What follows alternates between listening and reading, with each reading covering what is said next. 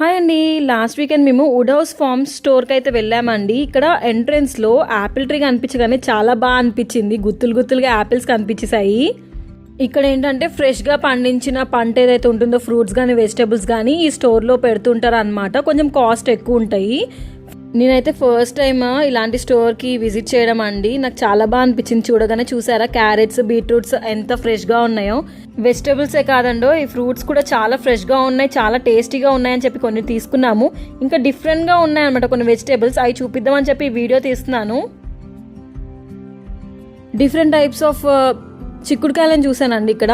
ఇది నేను ఇండియాలో కూడా చూశాను. ఈ పొడుగ్గా ఉన్న వాటిని ఏమంటారో నాకు తెలీదు, కానీ దీని పక్కన ఏవైతే చిక్కుడుకాయలు ఉన్నాయో ఇవైతే మన చిక్కుడుకాయలు అన్నీ కొంచెం పొడుగ్గా ఉన్నాయి. మీరు ఎప్పుడైనా పర్పుల్ కలర్ బీన్స్ చూసారా అండి? నేను ఫస్ట్ టైం చూస్తున్నాను. డిఫరెంట్గా ఉన్నాయని చెప్పేసి ఇవి కూడా కొన్ని తీసుకున్నాను అనమాట. పంప్కిన్స్ ఉన్నాయి, స్వీట్ పొటాటో కూడా చూడండి ఎంత పెద్ద పెద్దగా ఉన్నాయో. అలాగే నేను ఎప్పుడు జుకుని ట్రై చేయలేదని చెప్పి అవి కూడా తీసుకున్నానండి.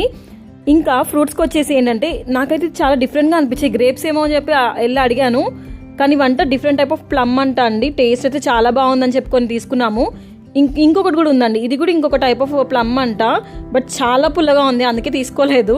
ఇక్కడ ఫ్రూట్స్ రిలేటెడ్ ఇంకా వెజిటబుల్ రిలేటెడ్ సీడ్స్ కూడా అవైలబుల్లో ఉన్నాయండి. అలాగే ఫ్రెష్గా చేసిన ఫ్రూట్ జ్యూస్ కూడా అవైలబుల్గా ఉంది.